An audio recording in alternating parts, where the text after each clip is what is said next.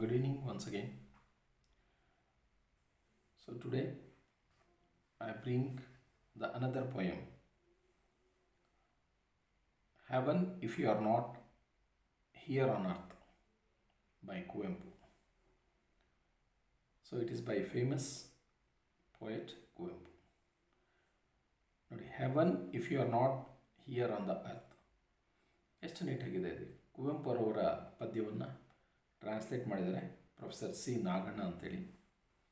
Professor C Naganna ಅವರು 20ಕ್ಕಿಂತಲೂ ಹೆಚ್ಚು ಭಾಷಾಂತರ ಮಾಡಿದ್ದಾರೆ. ಇವರು ಈ ನಮ್ಮ ಕುವೆಂಪು ಅವರವರ ಸ್ವರ್ಗವೇ ಭೂಮಿಯ ಅಳಿರದಿರೆ ನೀನು ಎನ್ನುವ ಒಂದು ಪದ್ಯವನ್ನು ಟ್ರಾನ್ಸ್ಲೇಟ್ ಮಾಡಿದ್ದಾರೆ. ಇಲ್ಲಿ ಕಂಪೇರ್ ಮಾಡ್ತಾನೆ. Again we go for that summary.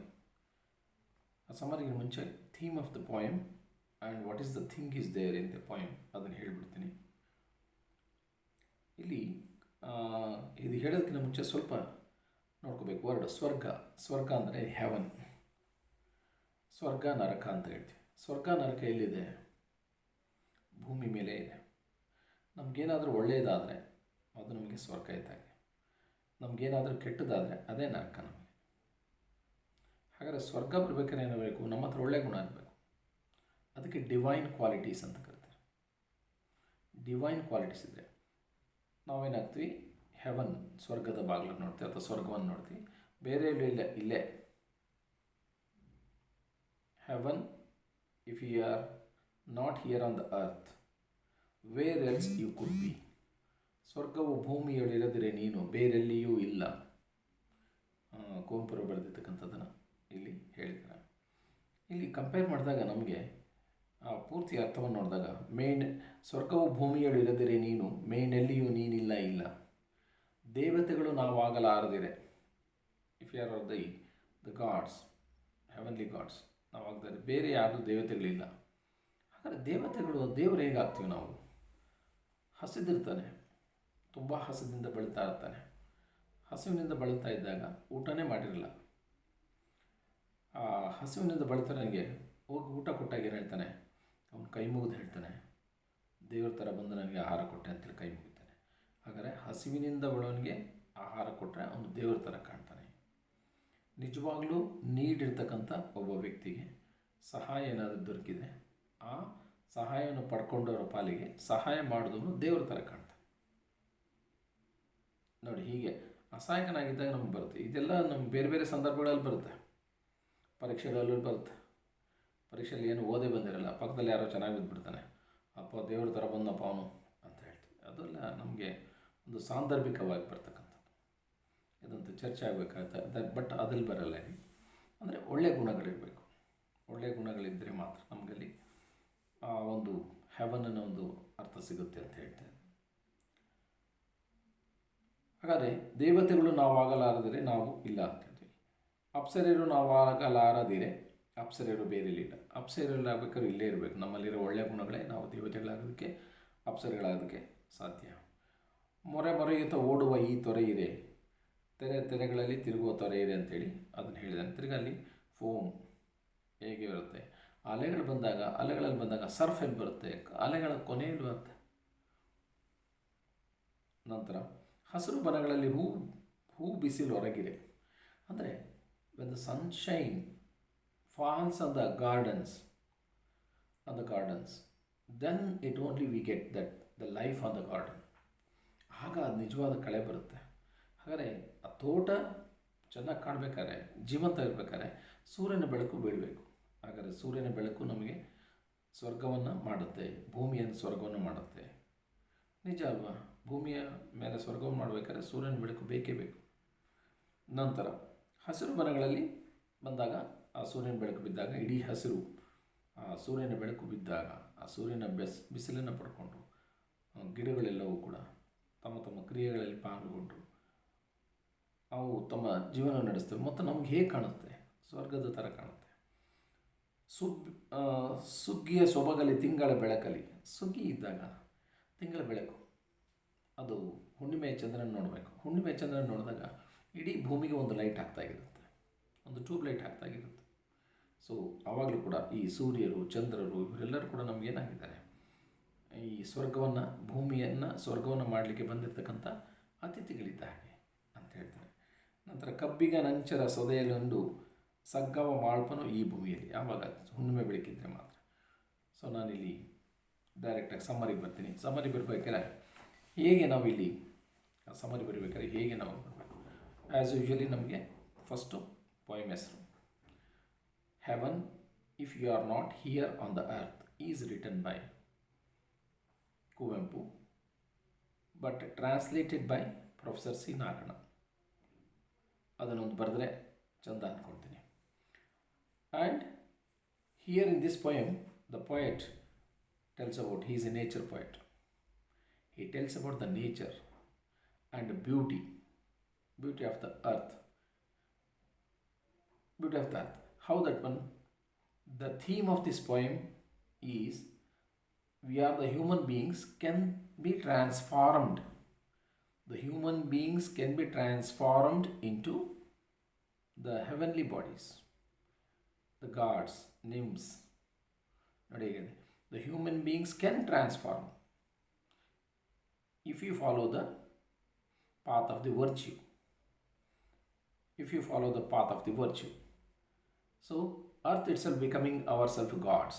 So, our living place is called a heaven. ನಿಮ್ಮ ಮನೇಲಿ ಸ್ವರ್ಗ ಯಾವಾಗಿರುತ್ತೆ, ಎಲ್ಲರೂ ಸಂತೋಷದಿಂದ ಇದ್ದಾಗ, ಚೆನ್ನಾಗಿ ಊಟ ಮಾಡಿಕೊಂಡು ಎಲ್ಲರೂ ಕೂಡ ಒಬ್ರಿಗೊಬ್ರು ನೋಡ್ಕೊಂಡು ನಕ್ಕೊಂಡಿದ್ದಾಗ ಅದು ಸ್ವರ್ಗ ಥರ ಇರುತ್ತೆ. ಅವ್ರ ಮೂತಿ ಕಂಡು ಇವ್ರ ಮೂತಿ ಕಾಣಲ್ಲ, ಇವ್ರು ಕೊಂಡ್ರೆ ಅವ್ರಿಗಾಗಲ್ಲ ಅಂದರೆ ಏನು ಬರ್ತದೆ, ಸ್ವರ್ಗ ಇರಲ್ಲ, ನರಕ ಅಲ್ಲೇ ಬಂದಿರುತ್ತೆ. ಎಷ್ಟೋ ನಾವು ನೋಡ್ತೀವಿ, ಮನೆಗೆ ಹೋಗ್ಲಿಕ್ಕೆ ಬೇಜಾರಾಗುತ್ತೆ, ಆಗಲ್ಲ ಹಂಗೆ ಅಂತ. ಹಾಗಾದ್ರೆ ಆ ಮನೇನ ಏನಂತ ಹೇಳ್ಬೇಕು, ನಾವಲ್ಲಿ ನರಕ ಅಂತ ಹೇಳಬೇಕಾಗುತ್ತೆ. ನಾವು ಮನೆ ಅಂದ ತಕ್ಷಣ ಅಲ್ಲಿ ಹೋಗ್ಲಿಕ್ಕೆ ನಮ್ಗೆ ಖುಷಿ ಆಗಬೇಕು, ಆಗ ಅದು ಮನೆ ಅನಿಸುತ್ತೆ, ಅದಕ್ಕೆ ಸ್ವರ್ಗ ಆಗುತ್ತೆ. The point expects us to be develop the noble and divine qualities. ಅದಕ್ಕೆ ನಮಗೆ ಕವಿ ಹೇಳ್ಕೊಳ್ತಾನೆ ಏನಂತ, ನೀವು ನೋಬಲ್ ಆ್ಯಂಡ್ ಡಿವೈನ್ ಕ್ವಾಲಿಟಿನ ಬೆಳೆಸ್ಕೊಳ್ಳಿ. ನೋಡೋದನ್ನು ಸಮ್ಮರಿಯಲ್ಲಿ ಬರೀಬೇಕು. The theme of the poem is how we the human beings can transform in this earth into a heaven by the following the path of the virtue. If we have the good qualities, then we become the gods, we become the nymphs. There were no gods, no nymphs rather than us. So we are only the god if you follow the path of the virtue, if you have developed the good qualities, if you have the noble qualities, then you will become the god, then you will become the nymphs, then you create the atmosphere of heaven. If you are not, then you create hell. So itself a hell for you. ಇದನ್ನು ಹೇಳಲಿಕ್ಕೆ ಹೋಗ್ತಾನೆ, ಇದನ್ನು ಬರಿಬೇಕು ನಾವು. itself being an ourself by the gods. The objects of natures. ಇಲ್ಲಿ ಆ ಭೂಮಿಯಲ್ಲಿ ವಸ್ತುಗಳಂತೆ the objects of nature such as roaring stream ಬರ್ಕೊಂಡೋದಲ್ಲಿ ಪಾಯಿಂಟ್ಸ್ ಹಾಕಬೇಕು. Roaring stream, rolling surf, tender sunshine, wood and garden and gentle sun and the moon, the splendour and harvest of the Moon light. ಇವನ್ನೆಲ್ಲ ಬರ್ಕೋಬೇಕು. So these things make moonlight has spread all over the earth and the sunlight falls on the gardens. What of the verdant garden? And it looks like in heaven. So we are very happy to see that light, see that the sight of that one. Again, the earth is a beautiful place if you have follow that one, these things, and these the bodies are on the earth like sun, moon, the sunshine, the tender moonlight, and the splendor of the moonlight has it spread on that roaring stream and the rolling surf. Where will be the surf? At the end of the wave. ಅಲೆಗಳು ಮಧ್ಯೆ ಬಂದಾಗ ಅಲ್ಲಿ ಮಧ್ಯದಲ್ಲಿ ಇರಲ್ಲ sir, ನೊರೆ ಅಂತದ್ದು ಕೊನೆಯಲ್ಲಿ ಬಂದಾಗ ಅದು ನೊರೆ ಆಗುತ್ತೆ. So this beautiful place, the poet creates the heaven on earth through the sweet songs. Thus the poem celebrates the beauty and nature of the nature and its beauty. ಇಲ್ಲಿ ನಮಗೆ ಈ ಪದ್ಯವನ್ನು ಬರೆದಿರಲಿಕ್ಕೆ. So once again I repeat the poem, again the name of the poem and the name of the poet and translator. 3 sentences will come. And what does the poem tells? The poem tells about the beauty of the nature. If you have follow the good qualities, noble qualities, and if you follow the the follow the path of the virtue, then we will become the heavenly bodies, we will become the gods, we will become the nymphs. ನೋಡಿ ಹೇಗಿದೆ, ಇಷ್ಟನ್ನು ಬರಿತಾ ಹೋದಲ್ಲ. ಹಾಗಾದರೆ ಅಲ್ಲಿ ಮೊದಲು ನೋಡಬೇಕು, follow the path of the virtue.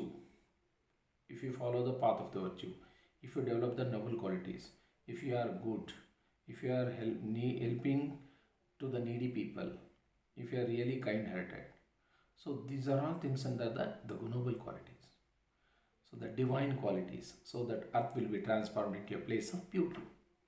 ಅವಾಗ ಅರ್ಥ ಏನಾಗುತ್ತೆ, ಪ್ಲೇಸ್ ಆಫ್ ಬ್ಯೂಟಿ ಆಗುತ್ತೆ. The place of beauty is nothing but heaven. So ಇಷ್ಟನ್ನು ನೀವು ಬರಬೇಕು. ಎರಡನೇ ಪಾಯಿಂಟಲ್ಲಿ ನೋಡಿದಾಗ first one is roaring stream. ಏನು ಆ ಸ್ಟ್ರೀಮ್ ಬರಬೇಕಾದ್ರೆ ಶಬ್ದ ಮಾಡ್ಕೊಂಡು ಬರುತ್ತೆ. ನೆಕ್ಸ್ಟ್ ಆ ಅಲೆಗಳಲ್ಲಿ ಬರಬೇಕಾದ್ರೆ ಸರ್ಫಿಂಗ್, ರೋಲಿಂಗ್ ಸರ್ಫ್ ಬರುತ್ತೆ. Again sunlight. First one is roaring stream, rolling surf, tender sunshine on the verdant garden, the gentle sun make this earth as a beautiful heaven. The splendor of the harvest of the moonlight during the spring, then it forms the spread all over the night, the earth is beautiful. ಇಷ್ಟು ಸೆಂಟೆನ್ಸನ್ನು ಬರೆದಾಗ ನಿಮಗೆ ಅಲ್ಲಿ ಒಂದು 8 to 10 ಪಾಯಿಂಟ್ಸನ್ನು cover ಮಾಡಿದ್ದೇನೆ. then you will get the summary easily. ಇಷ್ಟನ್ನು ಬರೆಯೋದಕ್ಕೆ practice ಮಾಡಬೇಕು. ಒಂದು ಸರಿ ಕೇಳಿಸ್ಕೊಳ್ಳಿ, ಬರೀರಿ. ಆ ಏನೇನು ಪಾಯಿಂಟ್ ಹಿಡಿದು ಇನ್ನೊಂದು ಸರಿ ಹಾಕ್ಕೊಂಡು ಬರೀರಿ. Then you will get it. Definitely ಮಾಡಬೇಕಂತ ಇರಬೇಕು. ಎಕ್ಸಾಮ್ ನಿಮಗೆ, ನಿಮ್ಮ ಲೈಫ್ಗೋಸ್ಕರ ಎಕ್ಸಾಮ್. ಯಾರ್ದು ಲೈಫು? ನಿಮ್ಮದೇ ಲೈಫ್ ಅಲ್ವಾ. ನಿಮ್ಮ ಲೈಫನ್ನು ಸರಿ ಮಾಡ್ಕೊಳೋದು ನಿಮಗೆ ಎಕ್ಸಾಮ್. ಬೇರೆಯವ್ರಿಗೆ ಯಾರಿಗೋ ಎಕ್ಸಾಮ್ ಆದರೆ ಅವ್ರು ಓದ್ಕೊಳ್ತಾರೆ. ನಿಮಗೆ ಇದ್ದಾಗ ನೀವು ರೆಡಿ ಇರಬೇಕು. ಸೊ ದೆನ್ ಇಷ್ಟು ಅಂಶಗಳು ಬರ್ತವೆ. ಇಲ್ಲಿ 1 ಮಾರ್ಕ್ ಕ್ವಶನ್ಸನ್ನು ನಾವು ನೋಡಿದಾಗ ಹೇಗೆ ನಾವಲ್ಲಿ 1 ಮಾರ್ಕ್ ಕ್ವಶನ್ಸ್ ಬರುತ್ತೆ. ಅದು 1 ಮಾರ್ಕ್ ಕ್ವಶನ್ಸನ್ನು ನೀವು ಯಾರು ಸ್ವಲ್ಪ ವೀಕ್ ಇರ್ತೀರೋ 1 ಮಾರ್ಕ್ ಕ್ವಶನ್ಸ್ ಒಂದು 8-10 1 ಮಾರ್ಕ್ ಕ್ವಶನ್ಸನ್ನು ತೊಗೊಳ್ಳಿ, ಅದನ್ನು ಜಾಯಿನ್ ಮಾಡಿ, ಒಂದು ಸೆಂಟೆನ್ಸನ್ನು ಮಾಡಿ. Then will get a beautiful simple sentences. Where is heaven according to the point. ಎಷ್ಟು ನೀಟಾಗಿ ಹೇಳ್ತೀನಿ. Where is heaven according to the point. ಕವಿಯ ಪ್ರಕಾರ ಸ್ವರ್ಗ ಯಾವುದು? ಭೂಮಿ. ಹೆವನ್ ಯಾವುದು? ಭೂಮಿನೇ. ಎರಡನೇ ಕ್ವಶನ್. ಹೂ, ಫಸ್ಟ್ ಅರ್ಥ ಮಾಡ್ಕೊಳ್ಳಿ, ಆಮೇಲೆ ಆನ್ಸರ್ ಮಾಡಿ. ಹೂ ಹ್ಯಾವ್ ಟು, ಇದನ್ನು ಸೆಂಟೆನ್ಸ್ ಮಾಡಿ. According to the poet, the earth is a heaven. Not one sentence ಆಯಿತು. Who have to be gods to make this earth as a heaven? Ourselves.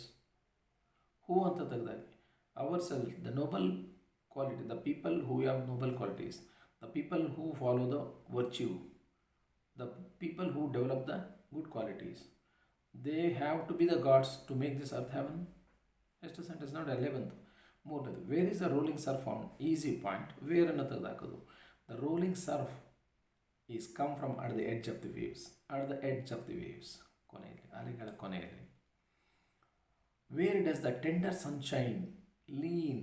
ಬಾಗುತ್ತೆ, sunshine ಬಂದು ಬಾಗುತ್ತೆ. The sunshine lean at the edge of the wave. The sunshine lean on the wood and garden. Garden ಮೇಲೆ ಹೋಗಿ, ಎಲ್ಲಿ ಸೂರ್ಯನ ಬೆಳಕು ಅದ್ರ ಮೇಲೆ ಬೀಳುತ್ತೆ, ಎಷ್ಟು ದೂರ ಇರುತ್ತೆ.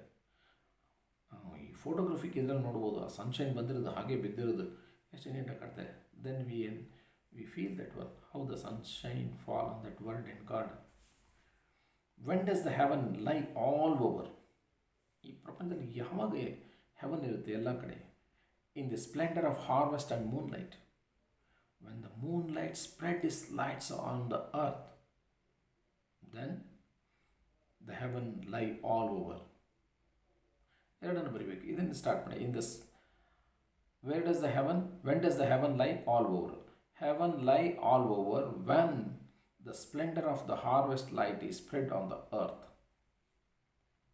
Who creates heaven on the earth by imbibing and spilling the song of the nectar? The poet itself, no other one. The poet creates the heaven on the earth.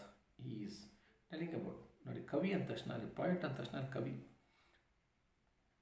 Ravi ಕಾಣದ್ದನ್ನು ಕವಿ ಕಂಡ ಅಂತ ಹೇಳ್ತಾರೆ. ರವಿ ಕಾಣದ್ದನ್ನು ಕವಿ ಕಂಡ.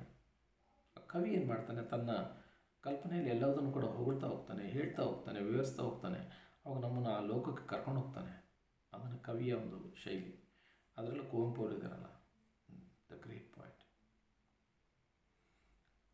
What does the phrase Song of the Nectar refers? A beautiful song created by the poet.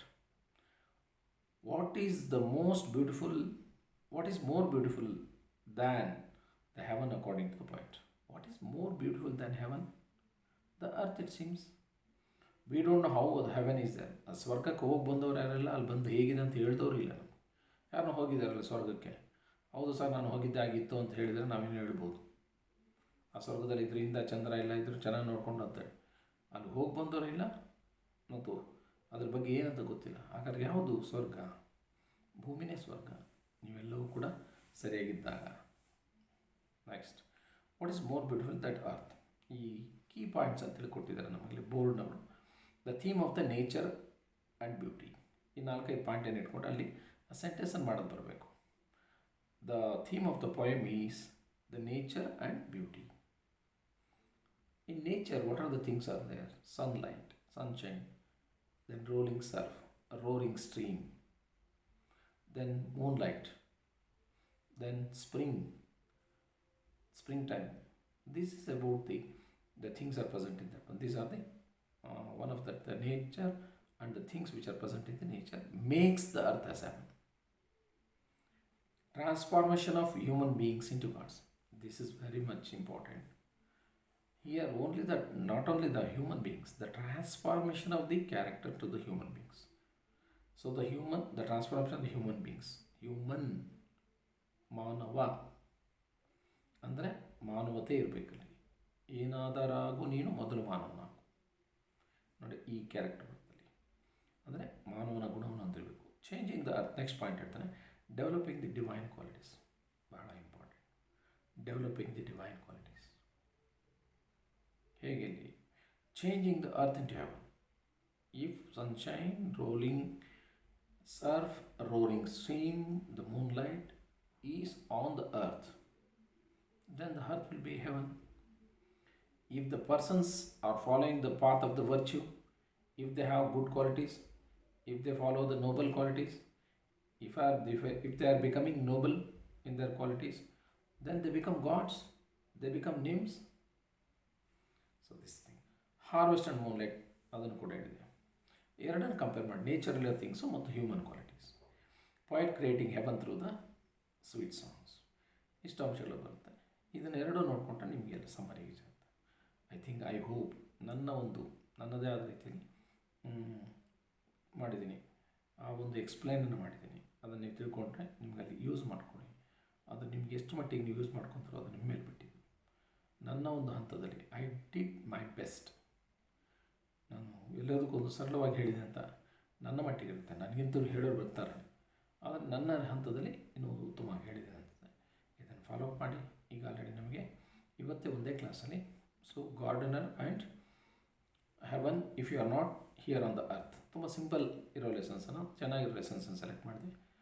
6 + 2 8 ಆಗಿದೆ. ಇನ್ನೊಂದು ಉಳ್ಕೊಂಡಿದೆ, ಯಾವುದಾದ್ರು ಒಂದನ್ನು ಸೆಲೆಕ್ಟ್ ಮಾಡ್ಕೋಬೇಕು. Tomorrow we go for grammar classes.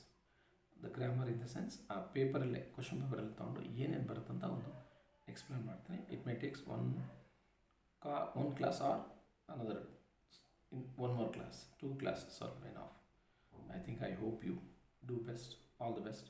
Thank you.